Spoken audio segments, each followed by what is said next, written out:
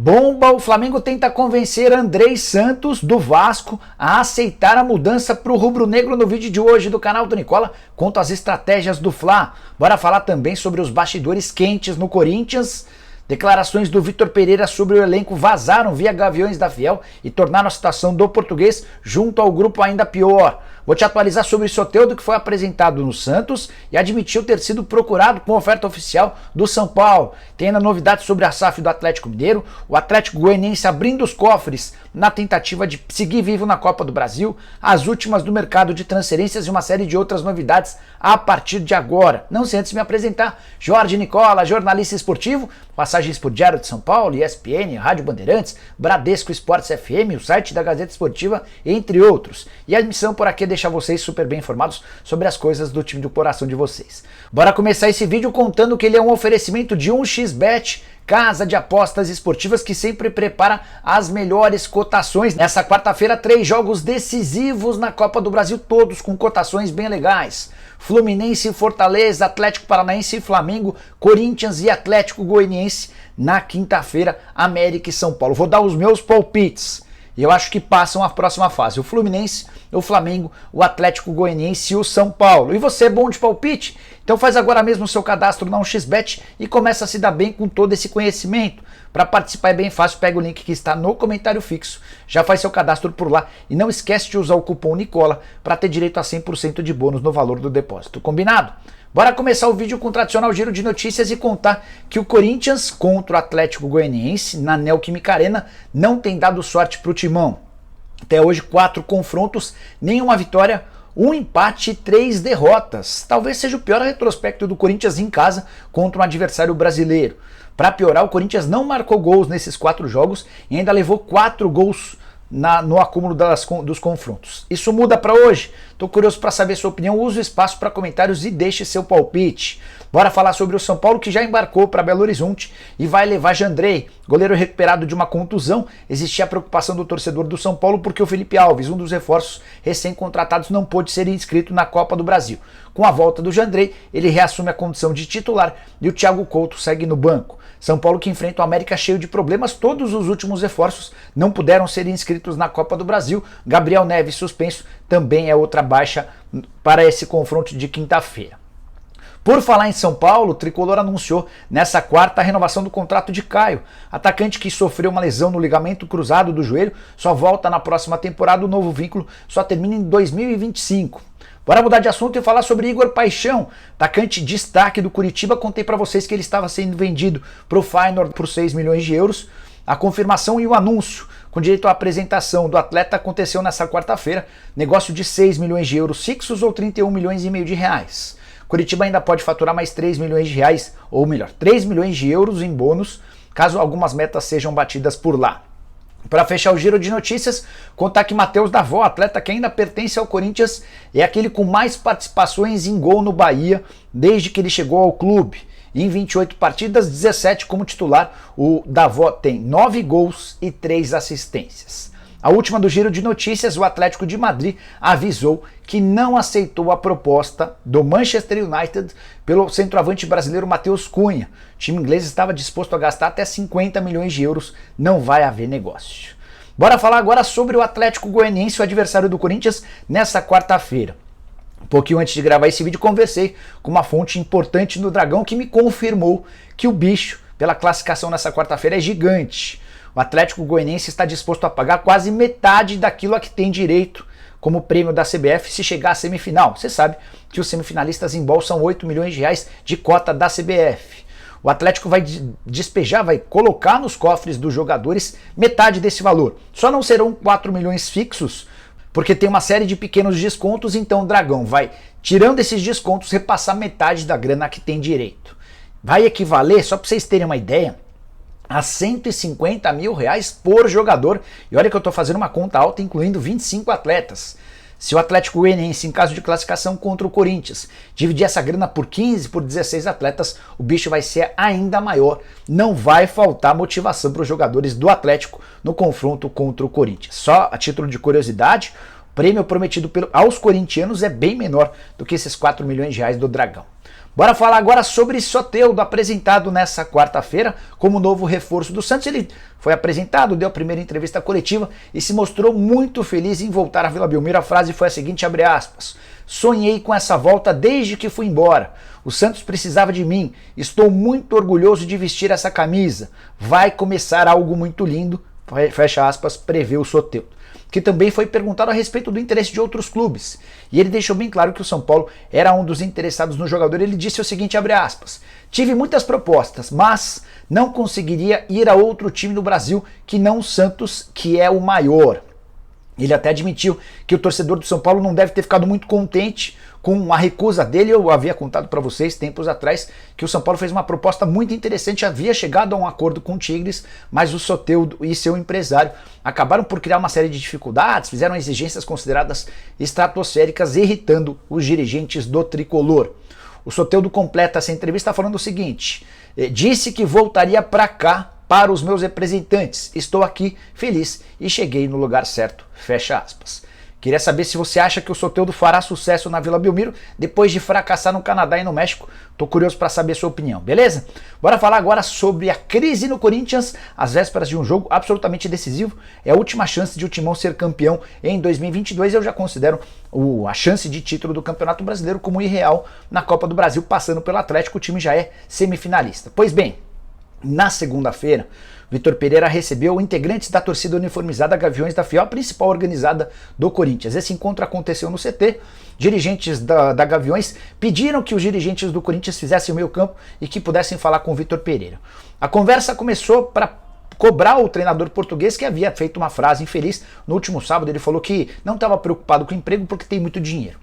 Depois de pedir desculpas aos torcedores, Vitor Pereira começou a fazer uma série de revelações aos integrantes da Gaviões da Fiel. Entre outras coisas, ele confirmou algo que eu contei para vocês alguns dias atrás em relação ao William. Segundo o Vitor Pereira, foram vários os jogos em que o William disse não ter condições de jogos.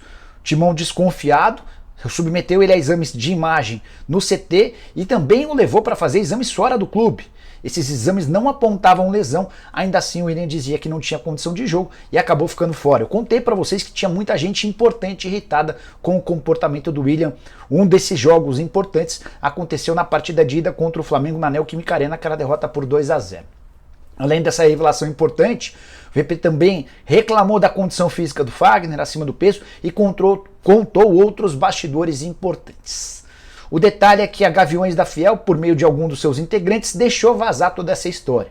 Que veio a público, torcedor do Corinthians se irritou ainda mais com os atletas, com os membros do atual elenco. E aí, o Vitor Pereira até melhorou sua imagem com a Gaviões da Fiel e com o torcedor comum. Só que imagino que esse episódio de declarações e de revelações possa ter queimado ainda mais o filme do treinador português junto do grupo. Pela manhã eu já havia contado para vocês sobre uma rusga que existe entre o Fagner e o Vitor Pereira. Não são amigos, muito pelo contrário, relação só profissional. O Fagner não gosta de algumas das conduções do Vitor Pereira. O Vitor Pereira também entende que o Fagner está devendo futebol. O mesmo vale para outros líderes do elenco que não têm tolerado o treinador português. E aí que tá. Será que os atletas vão aproveitar-se desse jogo, que vale muito para o corintiano, para derrubar o Vitor Pereira? Estou curioso para saber, quero a sua opinião. Use o espaço para comentários. Quem está certo nessa história? Será que o Vitor Pereira está passando no limite? O quanto esse vazamento de notícias para Gaviões da Fiel pode tornar a situação dele ainda mais delicada com o grupo? Tudo isso vai ser observado a partir das 9h30 da noite, mas eu quero saber a sua opinião, beleza? Bora mudar de assunto e falar sobre o Flamengo. Uma notícia super importante que envolve Andrei Santos. Venho contando para vocês há semanas que o Andrei é o grande negócio do futebol brasileiro hoje. Tudo porque a multa rescisória dele com clubes brasileiros é de apenas 14 milhões de reais. Paga os 14 milhões de reais, se acerta com o atleta e fica com um jogador que hoje já vale pelo menos 70, 75 milhões de reais. Aí você pode estar se perguntando como é que ele vale 14 e você está falando que ele pode ser vendido por 75. É que a multa rescisória para mercado nacional, ela está atrelada ao salário. O menino ganha só 7 mil reais por mês. 7 mil reais vezes 2 mil, como estabelece o regimento do futebol brasileiro, e chega a essa multa de 14 milhões de reais. Nessa manhã o GE contou que o Flamengo tem a intenção de contratar o Andrés Santos. Eu já havia ouvido essa história e estava tentando checar como é que seria essa condução da negociação. Segundo o GE, por enquanto é só um assédio, é só um interesse. A relação do Bertolucci, empresário do Andrés Santos, com o Flamengo é ótima e o Flamengo sondou a possibilidade de contratar o atleta, talvez esperando o fim do contrato, talvez contando com algum acordo com o Vasco. A minha informação é diferente. O Flamengo cogita pagar a multa rescisória de 14 milhões de reais. E por que não pagou ainda?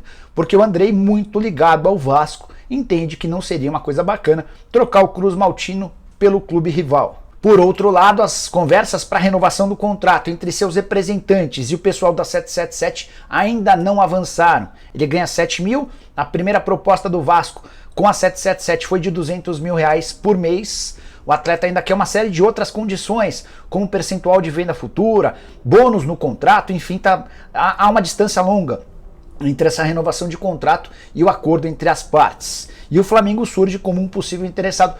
Acho que no final das contas vai dar tudo certo para o torcedor vascaíno e o Andrei deve renovar esse contrato. Mas, diante do assédio rubro-negro, é natural que a 777 precise fazer algumas concessões. Tô curioso para saber como é que vai terminar essa história. Jogador muito diferente. É atleta para atuar por seleção brasileira, para jogar em grandes clubes do futebol europeu e tem feito enorme diferença com a camisa do Vasco, mesmo em seu primeiro ano como profissional. Bora falar agora sobre o Atlético Mineiro e a possibilidade de o clube se tornar uma sociedade anônima do futebol. Esse tema tem sido debatido já há bastante tempo. Contei semanas atrás sobre a intenção do Galo de ir ao mercado, e já são 95 grupos de investimento no Brasil e no exterior mapeados como possíveis alvos desse acordo. Na próxima reunião do Conselho Deliberativo, o tema SAF vai ser debatido, e se houver aprovação do Conselho Deliberativo, o caminho vai estar aberto para que o Atlético, num futuro não muito distante, se torne uma sociedade anônima do futebol. Outro ponto importante: a SAF do Galo vai funcionar de uma maneira diferente. O Atlético, por meio dos seus investidores, Rubens Menin, Rafael Menin, o Ricardo Guimarães e o Renato Salvador, pretendem fazer um modelo diferente daquele, por exemplo, firmado por Vasco, Botafogo e Cruzeiro. A ideia é vender menos ações do que os seus rivais, talvez 55%, 60% das ações, para que o Atlético possa também ter voz de comando nas principais decisões do clube. Outro ponto: valores bem superiores aos praticados. Os dirigentes do Galo entendem que com estádio, CT, torcida e títulos, além da capacidade técnica desse atual elenco, o negócio envolvendo o Atlético Mineiro precisaria ter cifras muito acima dos 700 milhões de reais do Vasco e dos 400 milhões de reais de Botafogo e Cruzeiro. Também se especulou ao longo dessa quarta-feira que um grupo de investimentos internacional seria o favorito para ficar com o Atlético. Pelo que eu ouvi de uma pessoa do Galo antes de gravar esse vídeo, ainda não está nesse estágio avançado de já ter um grupo muito próximo, de já ter conversas com gente de fora. Tem uma série de etapas que ainda precisam ser cumpridas. Quero fechar o vídeo para falar sobre Manchester United e o interesse em Casemiro, volante da seleção brasileira e atleta do Real Madrid. Negociação que tem sido bastante especulada pela imprensa europeia. O Real Madrid, ao que parece, é contrário à venda do jogador e está pedindo 70 milhões de euros ou 365 milhões de reais para que saia o negócio. A oferta do United nesse momento seria de 60 milhões de euros. United, que busca um volante de primeiro nível, tentou o Frank de Jong do Barcelona, não houve acordo, tentou também recentemente o Rabiot. O Real Madrid hoje tem 7 atletas para essa posição de volante, mas apesar da quantidade grande de jogadores, o Carlo Ancelotti tem se mostrado contrário à liberação do brasileiro de 30 anos de idade, que é multicampeão dentro do clube. Detalhe importante: o Manchester United resolveu abrir os cofres para levar o Casemiro e fez uma proposta salarial muito superior ao que ele tem em Madrid. Então é possível que o brasileiro nos próximos dias tente fazer uma força para se mudar para a Inglaterra, para a Premier League, mesmo levando em consideração que o momento do Manchester United não é dos melhores. Na pior das hipóteses, ele vai ganhar um aumento para ficar no Real Madrid com uma condição financeira bem melhor. E você, se fosse o Casemiro, trocaria o Real Madrid, super poderoso, sempre em decisões, pelo instável Manchester United? Use o espaço para comentários e deixe sua opinião. Não esquece também de deixar like, de se inscrever no canal. A gente volta às 7 da noite com o programa do Nicola. Abraço, tchau!